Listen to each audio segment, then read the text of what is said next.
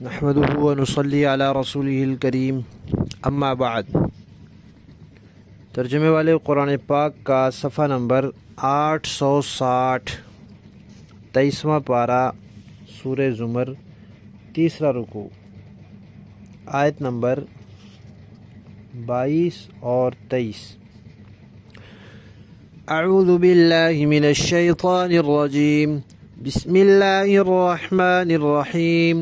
أفمن شرح الله صدره للإسلام فهو على نور من ربه فويل للقاسية قلوبهم من ذكر الله أولئك في ضلال مبين۔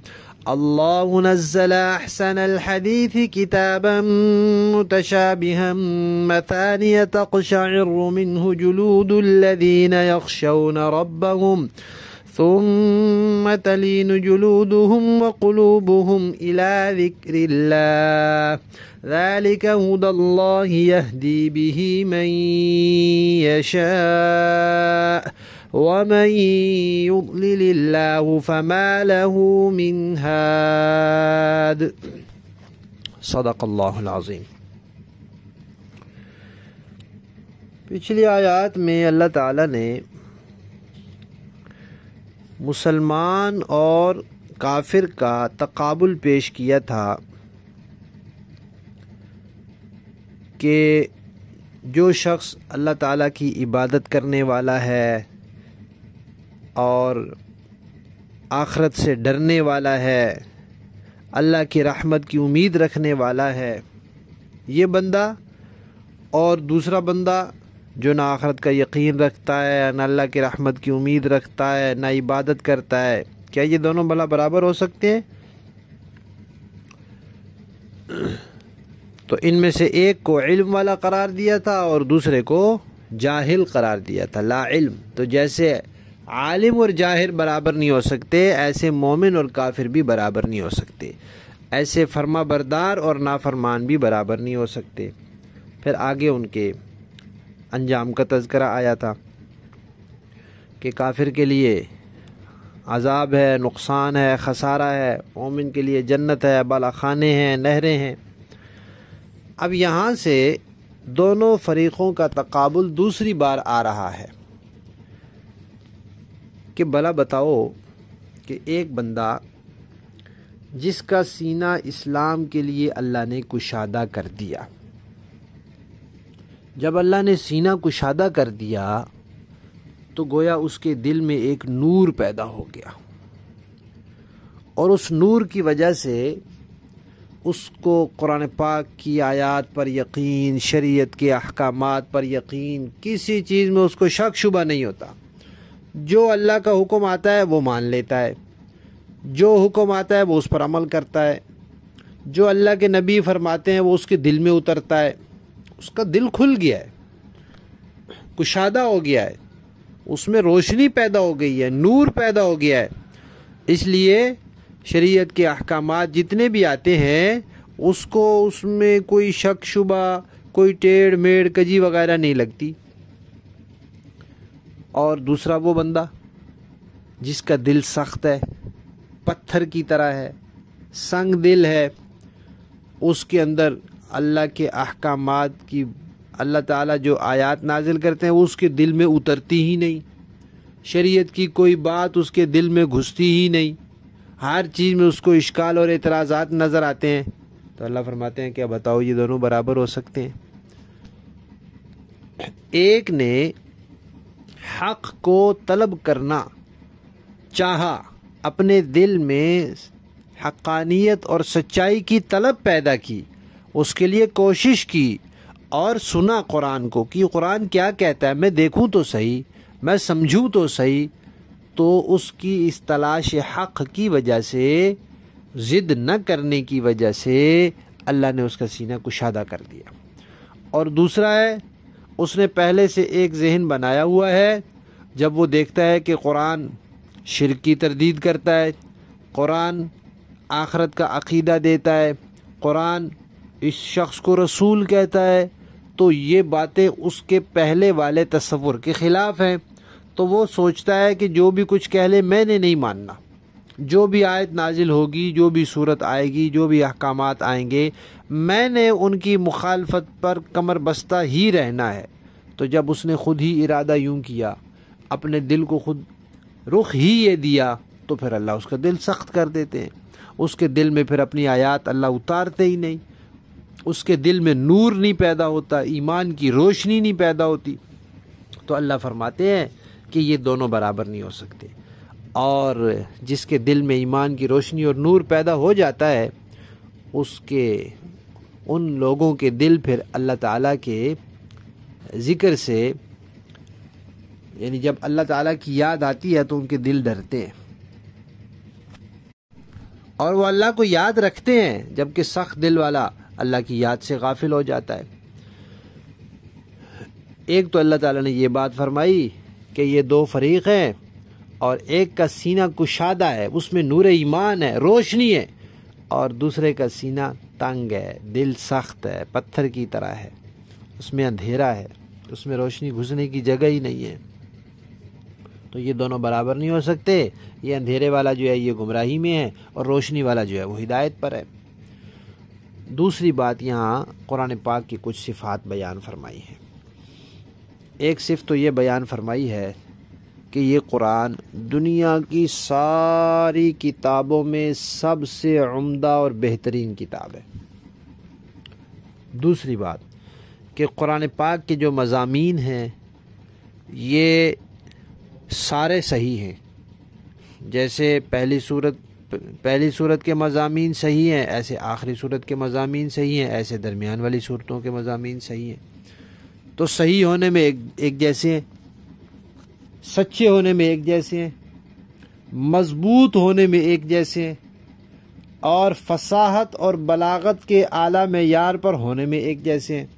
پورا قرآن سچا ہے، پورا قرآن صحیح ہے، پورا قرآن فصاحت اور بلاغت کے اعلیٰ معیار پر ہے، عمدگی میں ایک جیسا ہے، اور قرآن پاک کے مضامین میں کوئی اختلاف اور کوئی تعارض نہیں ہے کہ ایک جگہ قرآن ایک کام کہتا ہو پھر اسی وقت اسی بات سے منع بھی کرتا ہو، ایسا نہیں ہے۔ یہ ہو سکتا ہے کہ ایک وقت میں ایک کام کا حکم دیا، پھر جب اس کا وقت اللہ کے علم کے مطابق پورا ہو گیا تو پھر دوسرا حکم دے دیا، لیکن ایک ہی وقت میں کہا گیا ہو کہ یہ کام کرو اور پھر اس کے مخالف کام کہا گیا ہو کہ یہ بھی کرو، ایسا نہیں ہے۔ یہ تو کم عقلی کی بات ہے، اور قرآن ایسی باتوں سے پاک ہے۔ تیسری صفت یہ ہے کہ قرآن ایسی کتاب ہے جس کی تلاوت بار بار کی جاتی ہے، اور اس کو بار بار پڑھنا چاہیے۔ اس کو سمجھنے کے لیے، ایک تو تلاوت کے لیے انسان پڑھتا ہے، برکت کے لیے پڑھتا ہے، منزل یاد رکھنے کے لیے پڑھتا ہے، قرآن کو سمجھنے کے لیے بھی بار بار پڑھنا چاہیے۔ مفسرین کرام لکھتے ہیں کہ بعض مقامات ایسے ہیں قرآن کے جو ذرا مشکل ہیں، تو ہمیں پہلی مرتبہ میں سمجھ نہیں آئے تو ہم نے ان کو بار بار پڑھا تو وہ سمجھ میں آ گئے۔ تو جو اہم بات ہوتی ہے، ہم بھی دیکھتے ہیں ہمارے درسی کتابوں میں یا جو مطالعے میں چیزیں آتی ہے، اس میں کوئی چیز ذرا ایسے ایک دفعہ پڑھنے میں سمجھ نہیں آتی تو اس کو دوبارہ پڑھتے ہیں کہ اچھا یہ کیا لکھا ہے، ذرا دھیان سے دیکھوں، تو پھر سمجھ آ جاتی ہے کبھی تیسری دفعہ پڑھنے سے۔ تو بار بار پڑھے جانے کے لائق ہے، برکت کے لیے بھی، منزل یاد رکھنے کے لیے بھی، ثواب کے لیے بھی، اور سمجھنے کے لیے بھی۔ اور چوتھی صفت یہ بیان فرمائی کہ قرآن پاک پڑھنے کا اثر ہوتا ہے جب انسان اس کو صحیح طریقے سے اللہ کا کلام سمجھ کے پڑھے، تو اس کا اثر یہ ہوتا ہے کہ انسان کے رونگٹے کھڑے ہو جاتے ہیں، اس کا جسم کانپنے لگ جاتا ہے، اور اندر دل میں اثر کیا ہوتا ہے کہ دل پاک صاف ہو جاتا ہے، دل نرم ہو جاتا ہے، دل میں رحم دلی آ جاتی ہے، رحم آ جاتا ہے دل میں۔ یہ قرآن پاک کی چوتھی صفت ہے۔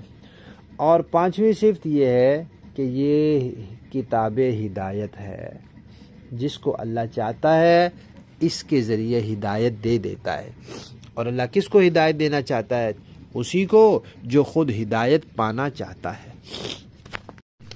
لفظی معنی دیکھیے، آفا من، کیا بھلا وہ شخص، شرح، کھول دیا، اللہ نے، صدرہ، اس کا سینہ، للاسلامی، اسلام کے لیے، فہوا، پھر وہ، علی نور، روشنی پر ہے، من ربہ، اپنے رب کی طرف سے، فویل تو خرابی ہے، یعنی یہ پیچھے جو بات گزری کہ کیا بھلا وہ شخص جس کا سینہ اللہ نے اسلام کے لیے کھول دیا اور وہ روشنی پر ہے، یہ اس کے برابر ہو سکتا ہے جو تنگ دل ہے؟ فویل ہلاکت ہے، خرابی ہے، للقاسیتی ان کے لیے کہ سخت ہیں، قلوبہم ان کے دل، من ذکر اللہ اللہ کے ذکر سے، یعنی اللہ کے ذکر سے متاثر ہوتے ہی نہیں۔ اولئکا یہی لوگ ہیں، فی ضلال گمراہی میں، مبین کھلی۔ اللہ تعالی نزل اس نے نازل کیا، احسن الحدیث بہترین کلام، دنیا کے سارے کلاموں سے بہترین کلام قرآن ہے۔ کتاباً یہ ایک ایسی کتاب ہے، متشابہن جو ملتی جلتی ہے، اس کے احکامات ایک دوسرے سے ملتے جلتے ہیں، سچے ہونے میں اور صحیح ہونے میں اور مضبوط ہونے میں اور فصیح اور بلیغ ہونے میں۔ مثانی بار بار پڑھی جانے والی ہے، تقشعر کھڑے ہو جاتے ہیں، بال کھڑے ہو جاتے ہیں، منہ اس سے، جلود الذین ان لوگوں کی جلدوں کے، یعنی جلدیں نرم پڑ جاتی ہیں، رونگٹے کہتے ہیں نا ہم، رونگٹے جسم کے بال کھڑے، رونگٹے کھڑے ہو جاتے ہیں۔ یخشونا وہ ڈرتے ہیں، ربہم اپنے پروردگار سے، ثم تلین پھر نرم ہو جاتی ہیں، جلودہم ان کی جلدیں، وقلوبہم اور ان کے دل، الی ذکر اللہ اللہ کی یاد کی طرف وہ لوگ متوجہ ہو جاتے ہیں۔ ذالکا یہ قرآن، ہد اللہ اللہ کی ہدایت ہے، یہدی وہ ہدایت دیتا ہے، بھی اس کے ذریعے، من یشاء جسے وہ چاہتا ہے، ومن یضلل اور جس کو وہ بھٹکا دے، اللہ تعالی، فما لہ تو نہیں ہوتا اس کے لیے، من ہادن کوئی ہدایت دینے والا۔ با محاورہ دیکھیں جی۔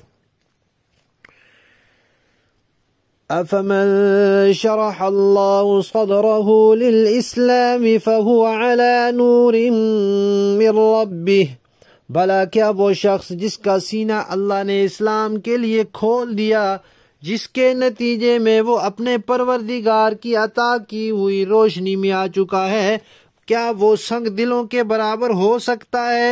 فَوَيْلٌ لِّلْقَاسِيَةِ قُلُوبُهُم مِّن ذِكْرِ اللَّهِ ہاں بربادی ان کی ہے جن کے دل اللہ کے ذکر سے سخت ہو چکے ہیں۔ اولئک فی ضلال مبین یہ لوگ کھلی گمراہی میں پڑے ہوئے ہیں۔ اللہ نزل احسن الحدیث کتابا متشابہا مثانی اللہ نے بہترین کلام نازل فرمایا ہے، ایک ایسی کتاب جس کے مضامین ایک دوسرے سے ملتے جلتے ہیں، جس کی باتیں بار بار دہرائی گئی ہیں۔ تقشعر منہ جلود الذین یخشون ربہم وہ لوگ جن کے دلوں میں اپنے پروردگار کا رعب ہے، ان کی کھالیں اس سے کانپ اٹھتی ہیں۔ ثم تلین جلودہم وقلوبہم الی ذکر اللہ پھر ان کے جسم اور ان کے دل نرم ہو کر اللہ کی یاد کی طرف متوجہ ہو جاتے ہیں۔ ذالک ھدی اللہ یہدی بہ من یشاء یہ اللہ کی ہدایت ہے جس کے ذریعے وہ جس کو چاہتا ہے راہ راست پر لے آتا ہے۔ وَمَن يُضْلِلِ اللَّهُ فَمَا لَهُ مِنْ هَادٍ اور جسے اللہ راستے سے بھٹکا دے اسے کوئی راستے پر لانے والا نہیں۔ صدق اللہ العظیم۔